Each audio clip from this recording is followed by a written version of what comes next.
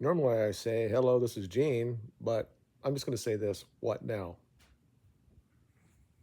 I thought now what I'm going to talk about since what happened yesterday, what it really means to us as a country, and try to take away the partisan side of my viewpoints.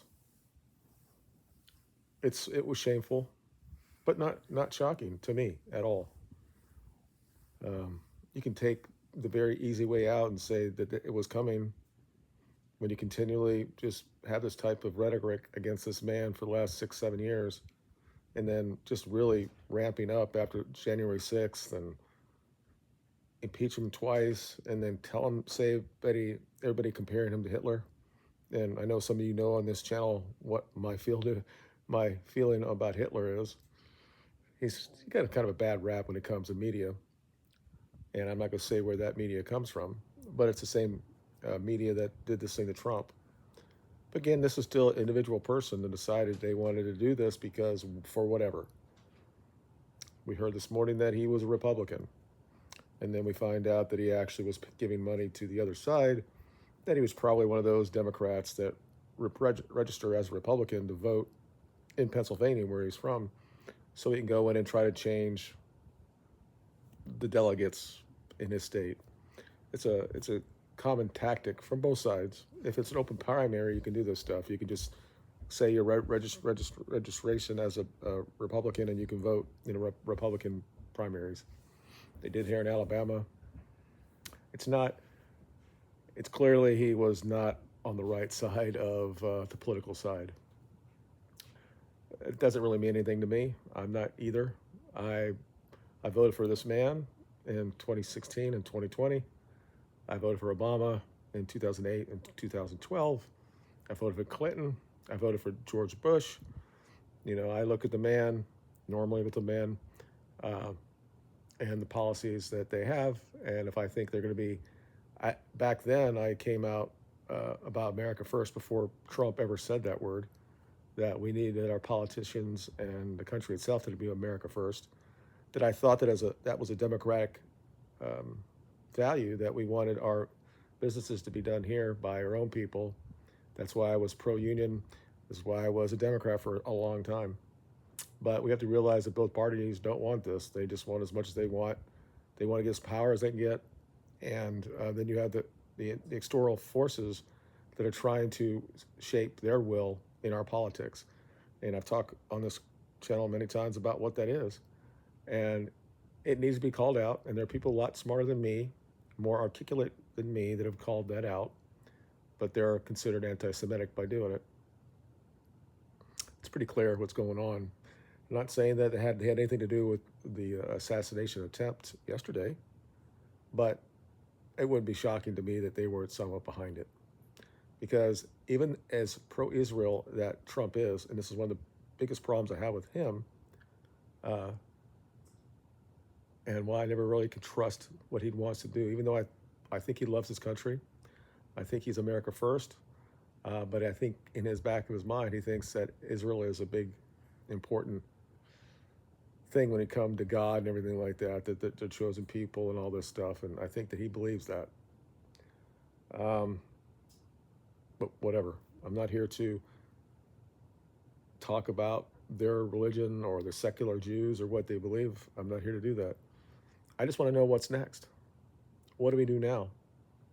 If it was half an inch yesterday, we have a former president being blown up or shot dead outside. Clearly, we know that. I don't understand how this possibly could have happened. I think the man where he shot from, I think that was the highest venue around, and nobody could see him.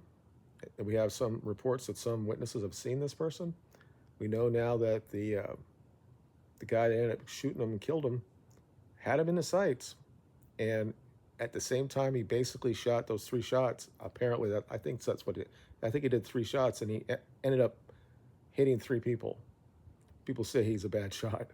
He still hit everybody, and if Trump wouldn't move his head, he'd be dead, or he'd be a vegetable right now, or maybe clinging to life. But he would not be available next week at the RNC, and that makes you think that other things are going on. And I said there are more people more articulated than myself. They've talked about this, that the timing is just kind of weird. This man has been out in front of people so many, many times, and a lot of people hated him. It's just, I know that one guy got on the stage years ago and tried to do something, but this is the first time somebody did this. There have been a couple foiled attempts on his life. And the fact that they allowed it, and apparently, like I said, the whoever it was, if it was Secret Service or it was local law enforcement, whoever did the sniper that we had on that side, he clearly had him in his sight because he shot him as soon as he shot the three shots.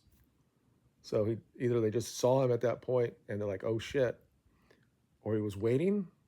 Obviously, they're not going to start shooting somebody unless they can't clarify that he has a gun on the top of that roof. The question is, where were the drones? The drones should have been around everywhere to make sure that nobody's on top of these buildings. I have a lot of problems with how they deal with Trump afterward as well. And the fact that we had three small white women, apparently, trying to do stuff with Trump, and they couldn't do anything. You know, Trump, with the great thing with the hands and all that, and saying fight, fight, fight. He should have never got to that position. As soon as he went down, everybody should have been on top of him. Trump saved himself. He went down before the Secret Service on the stage got to him. I don't say that these are bad people, but they should not be there. Not women that are out of shape. A lot of them are overweight. Maybe these are the bottom of the barrel. That's how they give to former presidents. And we know that they've asked, his staff and his campaign has asked for more help. They said no to that. They said that to RFJ as well. So you can go down the rabbit of conspiracy and all that stuff, and we can all have that debate. But what's next? What would happen if he actually was killed yesterday? I said there's been a lot of times in this country that there's going to be a time that people are going to stand up and do something. And there are many, many times after he was prosecuted for something that's not real, and then allow court cases to go to trial and then try to just damage him financially, about a woman who claimed that she did this to him 50 years ago. But when they go through the thing, he got convicted or whatever because he defamed her. There was no real finding of sexual assault. I just don't. Why would a man like Trump put this woman in a department store where people can walk in at any time and see him doing it? Yeah, okay, yeah, because he thinks that he can touch women by the pussy, and everybody believes that is his power. He's just basically saying, well, women will throw them shit. Well, women will throw their shit at high-value men, and they always have, and they always will. It doesn't really matter what you look like. If you have money or you're an athlete or something like that, they're going to just throw their shit at you, and that's what he was talking about. They just throw their pussy at you, and basically he can just grab any of them because that's what they're here for. They want the status, they want the money from that, they want all that shit. And people think that's why he's a bad person. Okay. Look, like I said, I wasn't going to vote for him this time. But then I started thinking to myself, if Biden wins or if they put somebody else in, you got to think about Supreme Court and what they're going to put on there. And you're going to have people on there that actually believe that women can be men and men can menstruate and they can have babies. This shit's got to fucking stop. I'm all about everybody have free whatever they want to do. When you're an adult, you want to do shit, go ahead. But don't just force it down everybody else. Don't tell me I have to look at you and say what you are when I look at you and I think you look like a dude. And I might say, hey, what's going on, man? And then you're going to be offended by it and want me to go to jail by mispronouncing whatever you are. You're not being victimized in this country. This is the most racist, this is the least racist country on earth. And these people know this, but they want to be victims. And all of them, the different classes of people that want to be victims every day. And the greatest of all that is the people that live on that that state in Israel, and their people. They want to be the biggest victims of all time. For something happened to them in World War II, which I debate the veracity of that. They shouldn't have been interned, of course. They shouldn't be in a position where they may die from that. That's war crimes. But what they got from all that and how we look at them now and how much power they have in this country, that's not America first. That's Israel first, and I don't like that. So All the people that gained if Trump would have went down would have been hugely Israel first type stuff. Even though Trump is, but I still believe he's America first. But right after that, it's Israel. But the question is, what's next? What do we do now? Trump's going to be the president. That's what's going to happen. What are you going to do at that point? Are we going to? And it's the same people on both sides that come out and this or that, gun control. And at first he was a Republican, and I'm like, it's the same shit all the fucking time. You can't have a free society if people, I mean, if they have the ability, they can get in a position like that and they can take a shot at the president. Then you have to look at why it was allowed. And if it was all just an accident and there was no other thing going on there, no shit behind it, then obviously they're going to have to whoever runs the Secret Service needs to be fired. They need to resign. Mayorkas, that's part of his billywag. He needs to resign. This was just bad for the United States. I don't care if that was Biden being shot by some radical right person. I mean, there's not a whole lot of those people out there. Everybody, all the normal things that we have now. The guy that killed everybody in Las Vegas was a radical leftist. Again, I don't want to go that way.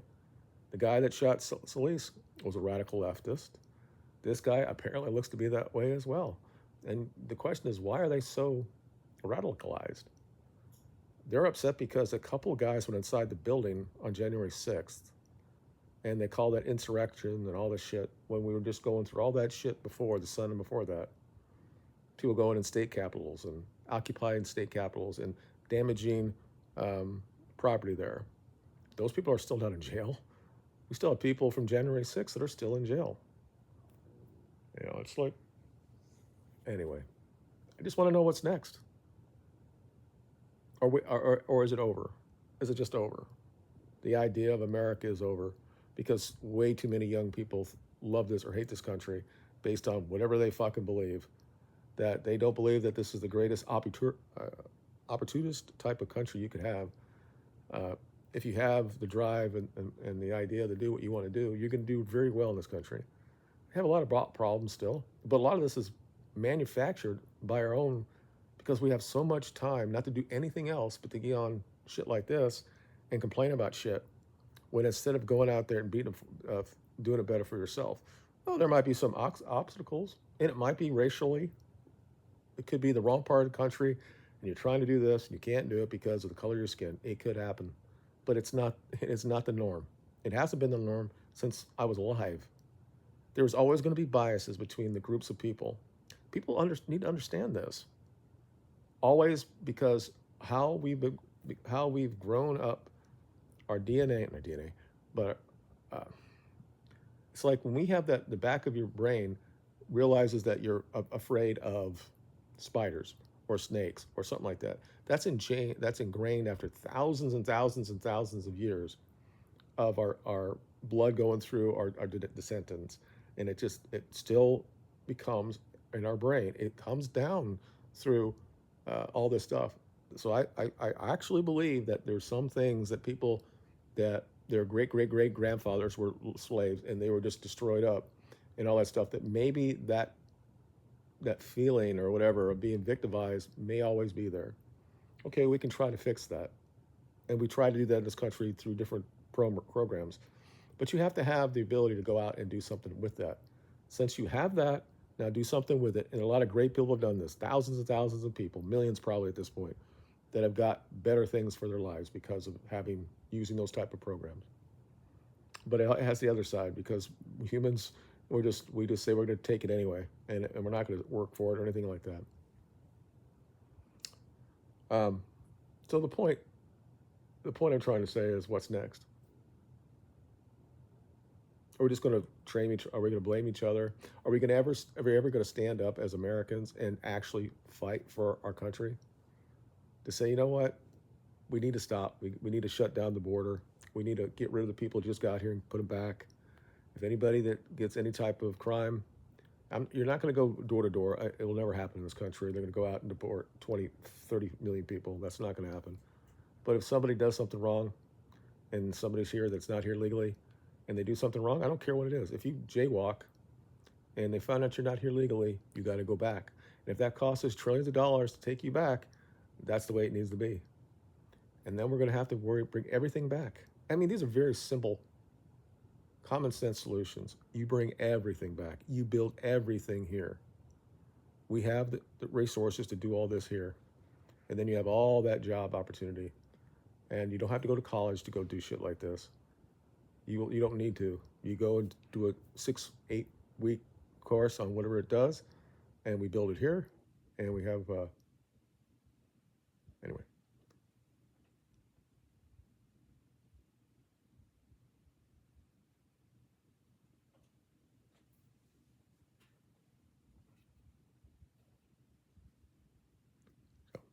So, my wife came in. So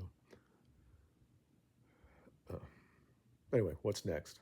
Just let me know in the comments. Tell me how you felt yesterday. Were you ready to go out and do something about it, or you just don't care? I'll talk to you in the comments. Bye.